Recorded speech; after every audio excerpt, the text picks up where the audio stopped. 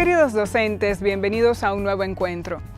Uno de los mayores desafíos que tiene el sistema educativo en esta nueva normalidad es el seguimiento a los estudiantes y cómo podemos medir su nivel de logro con este aprendizaje a distancia. Hoy, la maestra Janet Chalhoub nos hablará de los fundamentos del acta de evaluación y su relación con estos logros.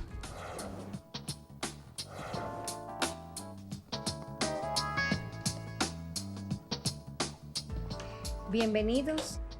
Mi nombre es Janet Chalhoub y estaremos caminando juntos acerca de los criterios de evaluación y los fundamentos de este componente en los procesos de enseñanza y aprendizaje. Un tema que para todos nosotros es de mucha importancia porque con la evaluación podemos medir los aprendizajes, guiar los procesos de enseñanza. No obstante, me gustaría comenzar con este momento en el que estamos todos viviendo. Estamos en un proceso de formación docente masiva a nivel nacional con el fin de fortalecer los conocimientos y la formación docente. Sin embargo, todos sabemos que estamos en un proceso de cambio, en un proceso de enriquecer las actividades pedagógicas, de fortalecer aquellas estrategias para los aprendizajes de nuestros estudiantes. Sabemos todos que hemos pasado de esto a esto.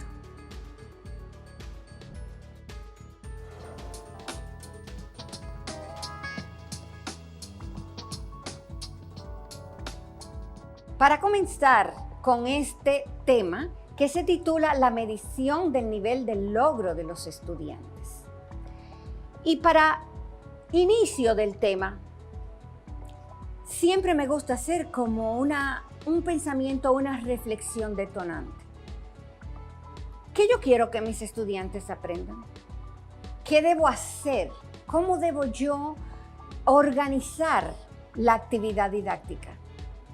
¿Para qué quiero que aprendan tal o cual contenido? ¿Qué veo yo en ellos que se puede desarrollar? Para sustentar la unidad didáctica, lo primero que tenemos que hacer es un breve repaso del diseño curricular dominicano. Nuestro diseño o la base curricular está sustentado en tres grandes enfoques.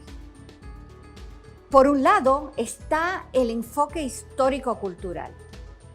Por el otro lado está el enfoque sociocrítico, que vamos a explicar más adelante de qué trata. Ambos enfoques se sustentan o están amparados en aquello que conocemos enfoque basado en competencias o enfoque de aprendizaje basado en competencias. Y como un marco que abarca toda la fundamentación filosófica y pedagógica de esa base curricular se encuentra el constructivismo, que no es más que una corriente que potencia los aprendizajes centrados en los estudiantes. Debemos pasar de aquella concepción de un aprendizaje centrado en el docente, donde yo lo sé todo, donde yo tengo todos los recursos y te lo transmito. Ya ese concepto en la sociedad actual, con el advenimiento de la tecnología, con la multiplicidad de recursos, ya no podemos seguir trabajando en ese sentido. Y desde hace unos años, nuestro currículum está basado en el constructivismo, que no es más que hacer que los estudiantes tengan actividades dinámicas, que las clases y las metodologías sean activas. Es lo que todos llamamos el desarrollo de una metodología inductiva.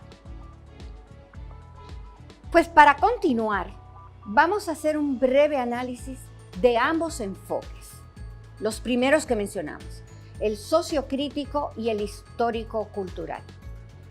El sociocrítico se basa en que aprendemos de forma colectiva. Ya lo decía Vygotsky o la teoría vygotsiana, que aprendemos de los demás, que nuestro conocimiento se enriquece con los saberes de los demás.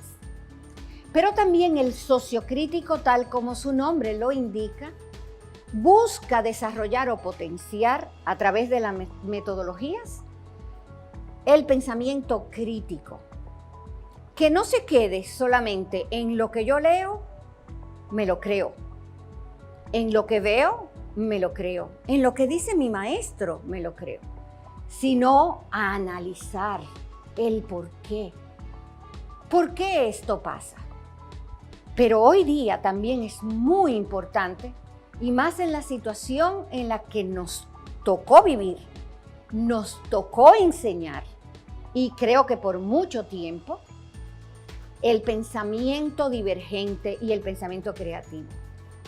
A través de este enfoque se busca que los estudiantes encuentren soluciones a problemas, propongan los problemas, traten de buscar cambios. Y no me refiero a los más grandes, no. Eso se da desde el nivel inicial o preescolar hasta niveles universitarios. Tenemos que dejar la práctica de transmitir conocimiento.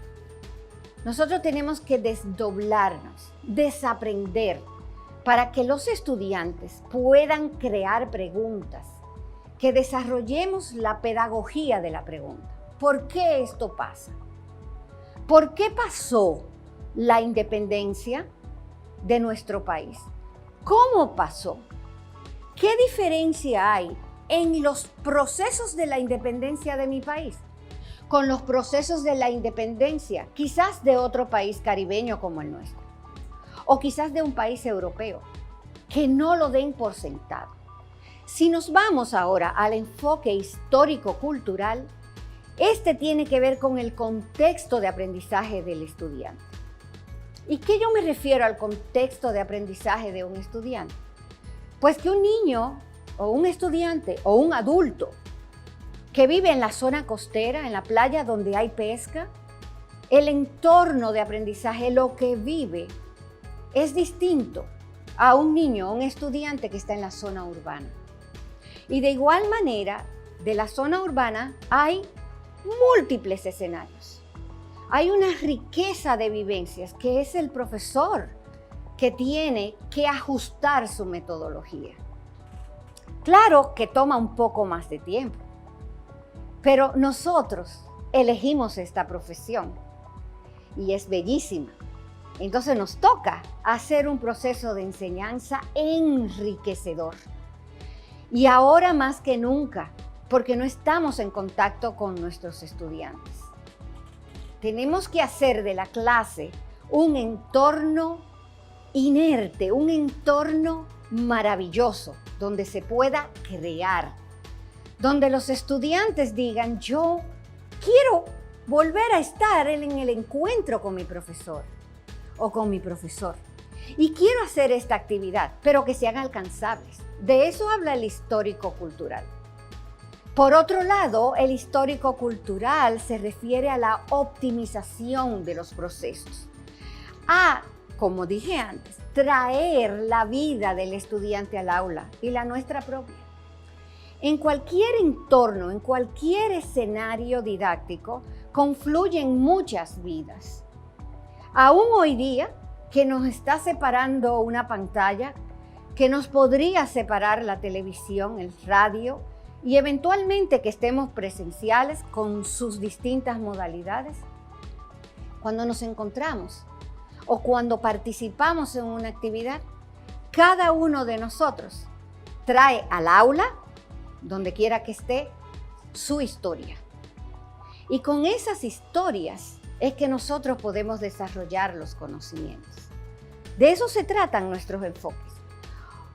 Otro elemento que tiene el histórico-cultural es el fortalecimiento de la construcción, como les repito, desde el entorno del estudiante. Y con estos dos enfoques, que van a permear a todo lo largo y ancho del currículum, procedemos ahora a analizar lo que hemos llamado en inicio el aprendizaje basado en competencias.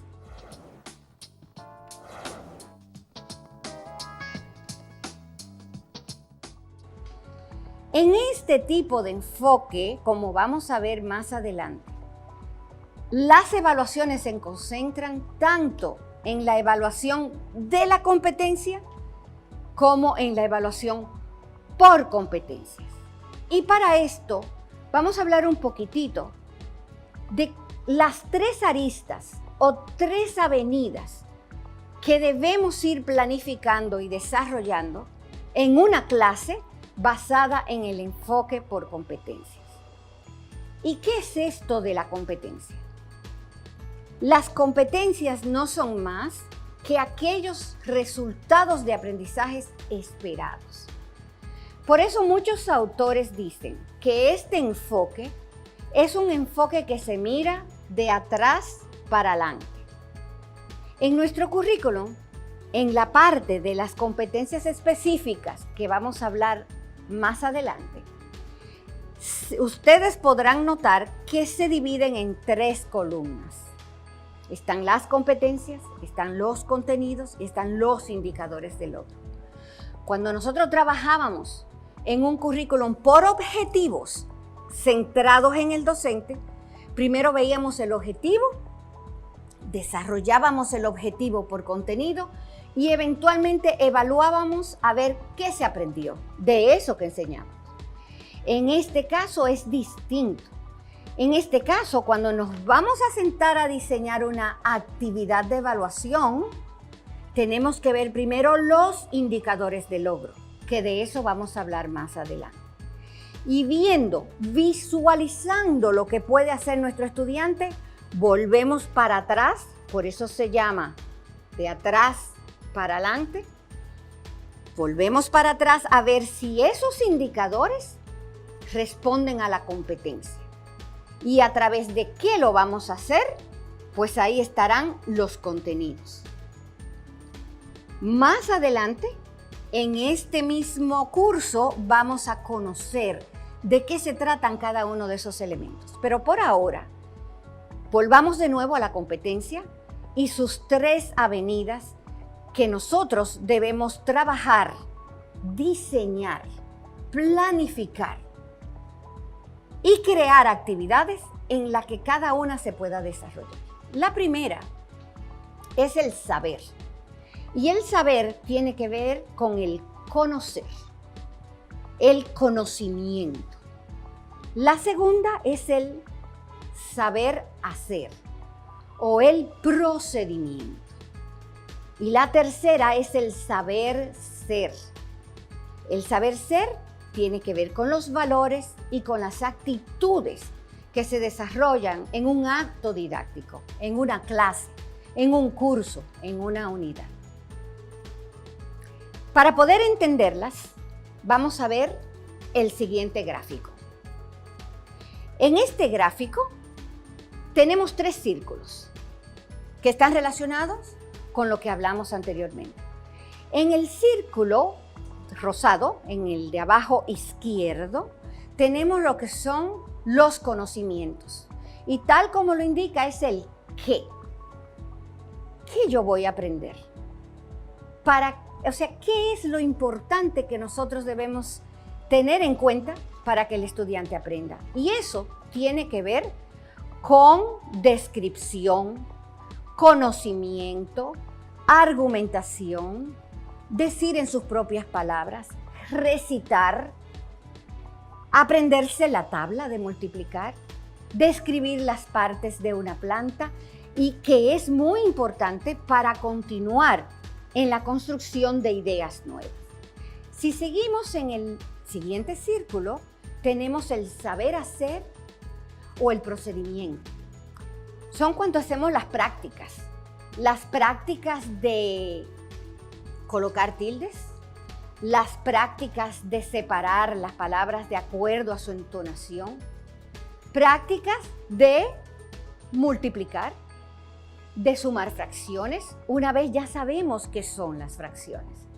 Y por último, si nosotros vemos, ya queda un círculo mayor que tiene que ver con los valores y actitudes. Nos responde a ¿por qué? ¿Cómo? ¿Cómo lo voy a hacer? Entre ambas, entre las habilidades y las valores y actitudes, nosotros podemos crear una clase maravillosa.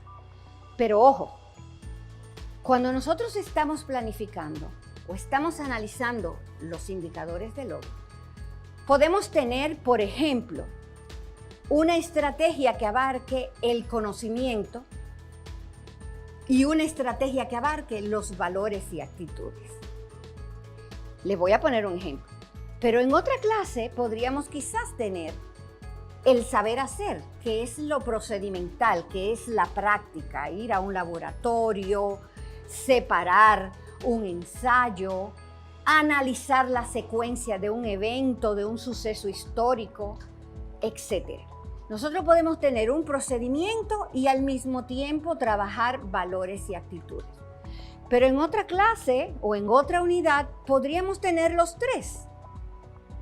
Podríamos tener el saber hacer y el saber ser, que en nuestro currículum se traduce a competencias conceptuales, competencias procedimentales y competencias actitudinales. Por ponerle un ejemplo, y vamos con el primer caso, cuando usamos conocimiento y actitudes. ¿Y por qué les digo eso? Podemos viajar entre un tipo de competencia y otro. Podemos mezclarlas, por decir así, hacer combinaciones. La competencia que nunca debe faltar en una clase es la competencia actitudinal, el saber ser. Vamos a poner un ejemplo. Si yo estoy en una clase de ciencias naturales y quiero utilizar la competencia conceptual, de conceptos, de hechos, de datos, que son muy importantes. Y aquí quiero hacer un paréntesis, porque en varios entornos, cuando trabajamos las competencias, los profesores me dicen, no, porque como el constructivismo son los estudiantes que hacen, yo voy a dejar que creen. Hay que tener un sustento, una base. Nosotros los docentes nos convertimos en guías, en orientadores del proceso, en dinamizadores. Y si nos vamos a la química, en catalizadores del proceso, lo que ayudan a que se vayan creando los conocimientos. Para eso, y antes de retomar el ejemplo que les quiero dar, para eso tenemos que conocer muy bien nuestra asignatura. Tenemos que leerla, tenemos que ver en el currículum de principio a fin de qué trata mi asignatura. ¿Qué conocimientos previos debe tener un estudiante mío para poder desarrollar nuevos conocimientos? ¿Qué recursos tengo a mano en este momento y siempre? ¿Qué recursos tengo yo a mano para poder desarrollar esa clase? ¿Qué características o qué evidencias voy a tener de que mi estudiante pudo desarrollar ese conocimiento, pudo aprender? Porque el fin último de toda formación docente, el fin último es que los estudiantes aprendan. Retomo los ejemplos. Si queremos o tenemos una planificación en la que se incluya el saber, el conocimiento puro y duro con lo actitudinal, podría ser que el estudiante describa las partes de una planta. El solo hecho de describir está trabajando niveles de pensamiento inferiores. Y eso no quiere decir que son menos importantes en el proceso de enseñanza y aprendizaje. Por el contrario, cada nivel de pensamiento es importante. Pero si nosotros vamos a hacer una intención pedagógica y seleccionamos el indicador, que lo vamos a ver más adelante, si seleccionamos el que el estudiante describa las partes de una flor, está en el nivel de conocimiento. Dice, o las partes de una planta, por ser más específico. Está la flor, está el tallo, las raíces, las hojas. Él describe y hasta puede ir un poco más a un nivel de comprensión. ¿Cuáles son las funciones de cada parte? ¿Cómo se conecta una parte de la planta con otra parte de la planta? Y ahí se va trabajando múltiples estrategias metodológicas para el nivel de conocimiento.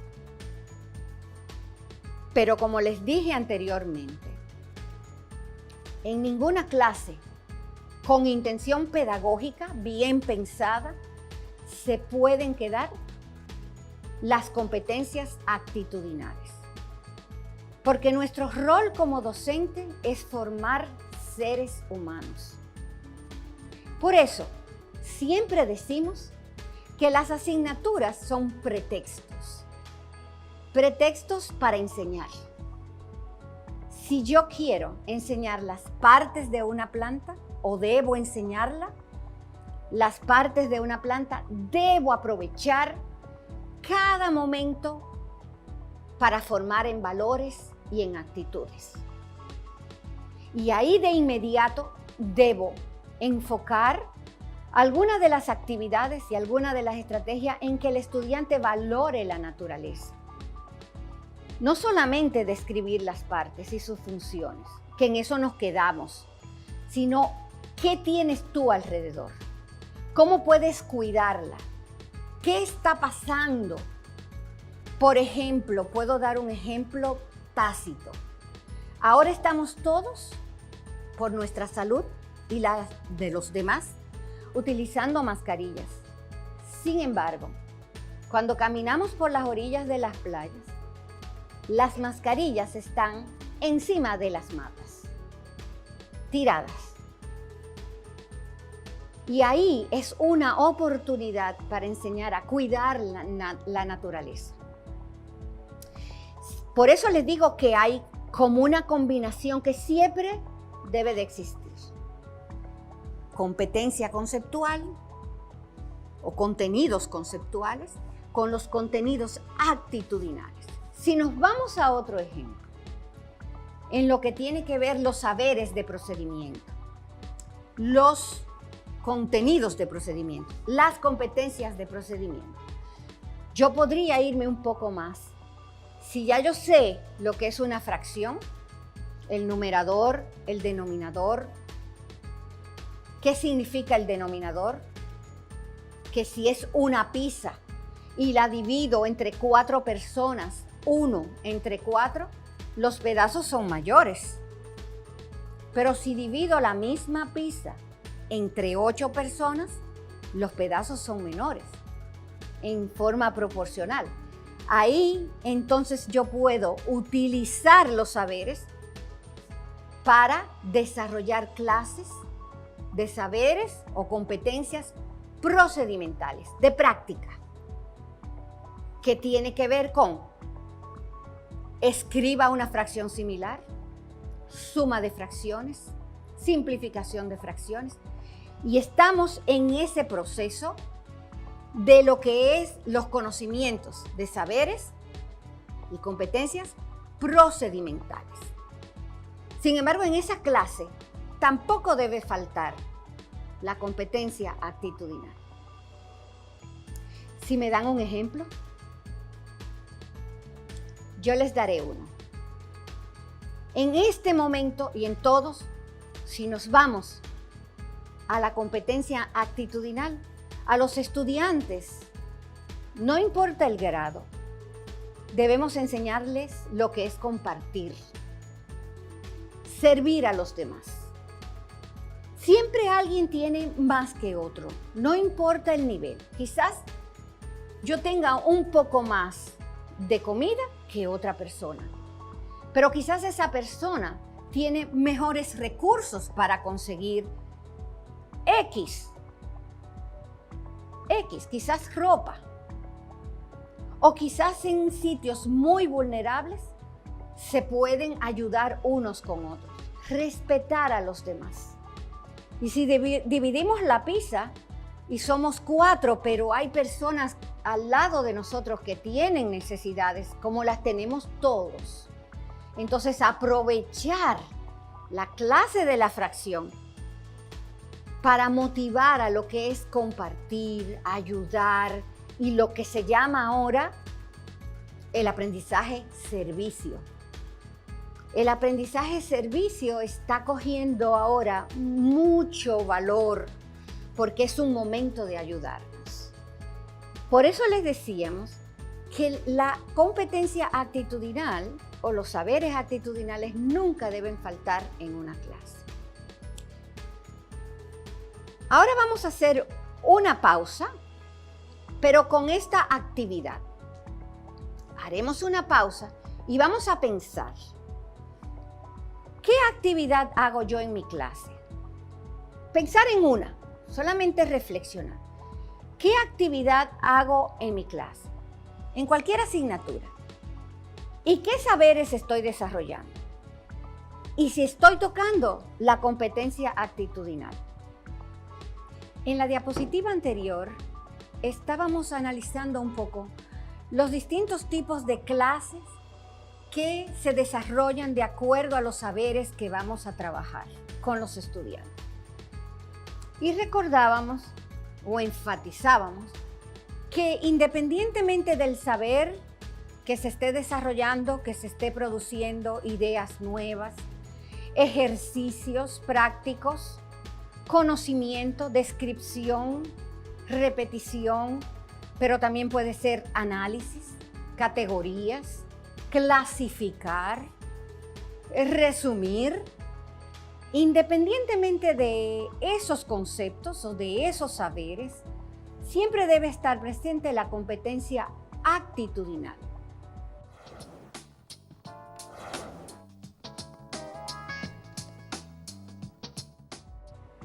Pero para poder medir una competencia, recuerden que las competencias son los aprendizajes esperados, los resultados de aprendizajes esperados. Pero para una evaluación efectiva y asertiva, ¿cómo vamos a medir el nivel de logro de una competencia en particular? Como por ejemplo, comprende textos literarios. Esa es una competencia general en un curso, a todo lo largo de un curso. ¿Cómo nosotros sabemos o podemos evaluar si un estudiante pudo comprender los textos literarios? No podemos entrar en su cabecita y medir hasta aquí lo aprendió, hasta aquí lo comprendió. No. Tenemos que utilizar estrategias y evidencias tangibles que nos ayuden a evaluar el desarrollo de esos conocimientos. Entonces, por eso ahora le vamos a presentar una diferencia o una tabla en la que mostramos las características tanto de competencias como de indicadores de logro. Por ejemplo, las competencias son los aprendizajes esperados, mientras que los indicadores de logro permiten medir y aterrizar las competencias. Si yo hablo de comprender textos literarios, en lengua española, por ejemplo, hay 4 competencias fundamentales, que son la producción oral, producción escrita, comprensión oral y comprensión escrita. Esas son las competencias, esos son los 4 aprendizajes esperados en lengua española en nuestro currículum. desde el nivel inicial hasta el último año del nivel secundario. Y para nosotros poder medir esas competencias, se encuentran los indicadores de logro. Por eso decíamos que este enfoque basado en competencias es un enfoque de atrás para adelante. Porque en nuestro currículum lo primero que tenemos que analizar son los indicadores de logro que respondan a la competencia. Otro punto importante es que las competencias, como les dije, no son medibles, no son tangibles. Con los indicadores de logro podemos observar, podemos medir, podemos evaluar el seguimiento de los aprendizajes. Otra característica de las competencias es que se desarrollan a lo largo de todo el currículum. Por ejemplo, en matemática, el desarrollo de pensamiento crítico como competencia específica del área. Mientras que los indicadores se van desarrollando por niveles de pensamiento. Identificar, clasificar, realizar un esquema, hacer un resumen, todo aquello que nos lleve a medir para la futura evaluación y seguimiento de los procesos. Las competencias de su lado se miden por niveles de logro o niveles de dominio. Por ejemplo, el primero en desarrollo quiere decir que de todos aquellos indicadores que sustentan las competencias, debemos ver cuáles se han desarrollado, en qué proceso están, qué le falta al estudiante para seguir su proceso de aprendizaje. El segundo nivel es el nivel de competente o intermedio, es decir, que de los distintos niveles de dominio está en el nivel medio y eso nos ayuda en los indicadores para saber, bueno, de 4 indicadores que tiene esta competencia, esta es la competencia y yo voy a ver cuáles indicadores responden a ella. De esos 4 indicadores ha podido desarrollar 3, que vamos a ver más adelante con ejemplos claros de cómo se dividen los niveles de dominio. Y el nivel experto es aquel que puede completar cada uno de los indicadores. Vamos a hablar y hacer una pequeña similitud entre los indicadores y competencias. Por ejemplo, cuando yo voy a donde un médico, porque no me siento bien, quizás me duele mucho la cabeza, para el médico determinar qué tipo de enfermedad está asociada al dolor de cabeza, busca distintos síntomas y nos dice, si usted tiene 2 o 3 síntomas, puede ser esto.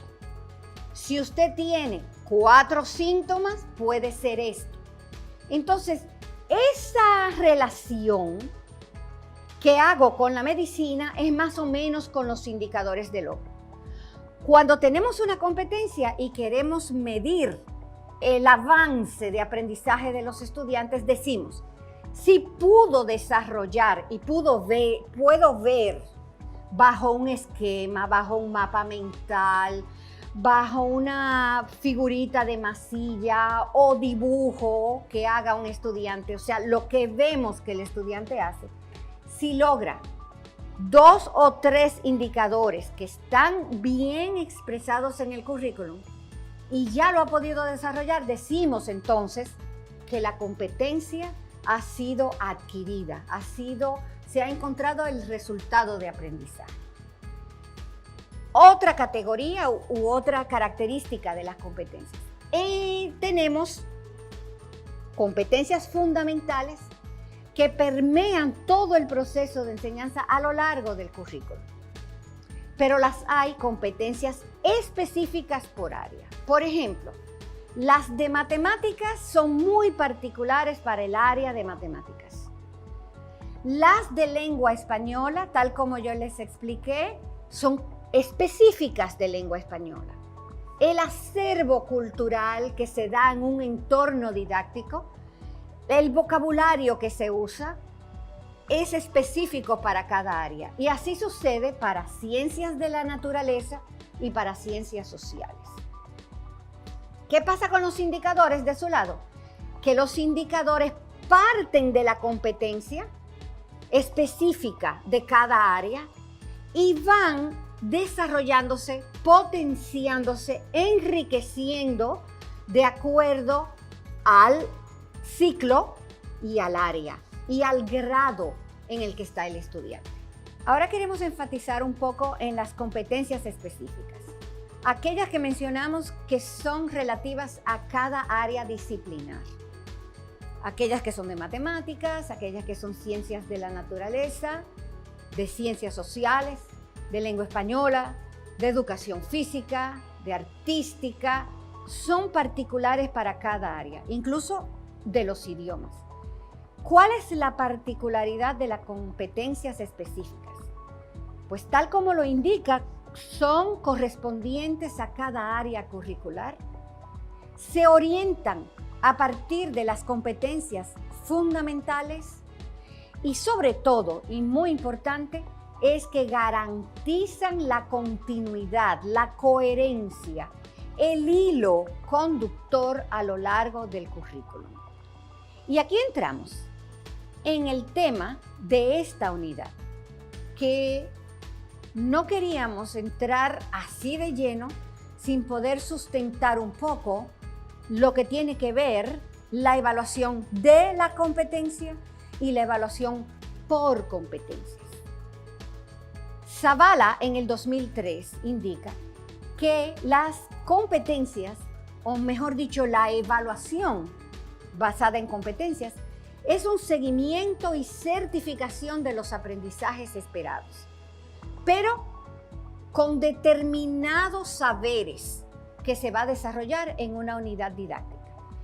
Y vamos a ver en un momento cómo se desdobla, cómo se deconstruye un indicador de logro para poder medir los aprendizajes, que normalmente responden a las preguntas: el para qué, con qué voy a evaluar, cuándo voy a evaluar, qué voy a evaluar y qué tipo de evaluación debo aplicar.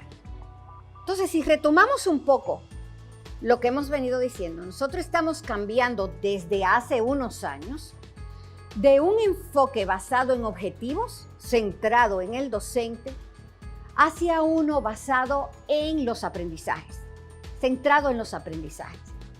Y yo hablo o decimos que es un cambio de paradigma, porque ¿qué es un paradigma? Es una tendencia, es algo como que en un momento determinado se usa, histórico, y que de acuerdo a la necesidad se va cambiando. No olvidemos nunca que las escuelas, la docencia, las clases son encargos sociales y como tal debe ir cambiando de acuerdo a los requerimientos de la sociedad en la que está enclavada la clase. En este caso, independientemente del entorno o del ambiente de aprendizaje. Lo más importante que debemos tener es que este es un enfoque centrado en los aprendizajes. Y para eso vamos a ver los elementos de un indicador de logro. Como pueden ver, el indicador de logro está dividido en tres partes fundamentales. Está la acción, que es el verbo. Cuando yo les decía describir las partes de una planta, el verbo, la acción, describir. ¿Qué deberá hacer el estudiante? Si va a describir, ¿con qué recursos lo va a hacer? Lo vamos a responder. La segunda parte es el conocimiento, el contenido que vamos a ver ahora.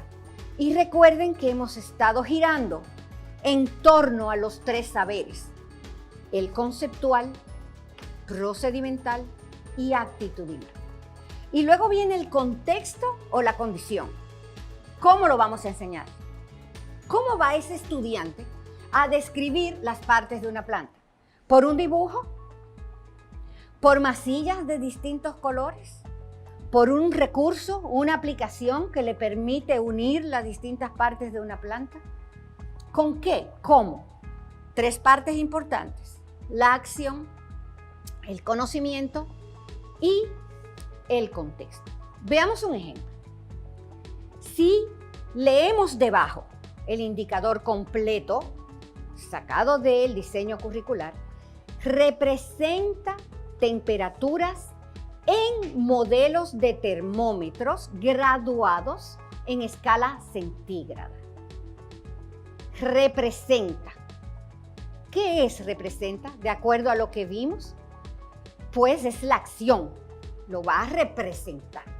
¿Qué contenido estamos enseñando ahí? Estamos enseñando las temperaturas. Que luego, si vemos en detalle el currículum para esa asignatura, sabemos que hay distintas escalas. En esta clase estamos enseñando la escala centígrada. Y viene por último el contexto o la condición que nos va a permitir valorar los aprendizajes. Pues ahí lo dice, en modelos graduados de termómetros. ¿Cómo? Pues quizás con una cartulina que vaya marcando. Volvemos otra vez a hacer quizás caminando en un termómetro dibujado en el suelo para que vayan caminando, mostrando cómo van subiendo las temperaturas con sus grados. Otra vez con algún recurso del medio o con algún recurso educativo digital. Así se va separando el indicador. Veamos este barquito ahora, que hemos hablado de los conocimientos y los contenidos. En el primer caso de describir las partes de una planta, el conocimiento, el contenido, pues la planta. En el caso de representar las temperaturas en distintas escalas, el contenido, pues la temperatura. Entonces los contenidos son los mediadores y así mismo están en el currículum. Competencias, contenidos e indicadores. Son como el puente que después que vemos lo que el estudiante debe aprender en un curso, vemos si esos indicadores responden a la competencia, ¿con qué lo vamos a desarrollar? Con los contenidos. Y si los vemos son igualmente que las competencias específicas, saberes propios de cada área curricular. Saberes propios, conceptos propios, procedimientos propios de cada área curricular. Son los mediadores del aprendizaje. Si yo quiero representar en una escala centígrada o de Fahrenheit, ¿qué es lo que debo representar? Pues la temperatura, que es una medición de calor. Y esos contenidos se desdoblan, se separan en contenidos procedimentales, contenidos conceptuales y contenidos actitudinales. ¿Y por qué digo primero procedimentales? Porque siempre se tiende a pensar que debemos nosotros primero enseñar lo que es una temperatura y luego que los estudiantes la representen. Ahora no es así. Ahora con videos didácticos, con todo lo que los niños y estudiantes están expuestos, quizás ya lo conocen de otros grados, no tenemos necesariamente que primero enseñar la temperatura. Podemos hacer ejercicios diversos para que vean escalas diferentes y que los niños y estudiantes vayan comparando, sacando conclusiones, poniendo ejemplos de vida, viendo quizás distintos tipos de termómetros y que ellos digan si en su casa lo tienen. Y que si es posible, ellos mismos puedan crear una definición de temperatura. Entonces, por eso el saber entra y sale. Por eso ustedes han visto que a lo largo de esta ponencia entramos y salimos de los conocimientos. O sea, hemos usado el concepto de conceptual, procedimental y actitudinal en distintos escenarios de la explicación.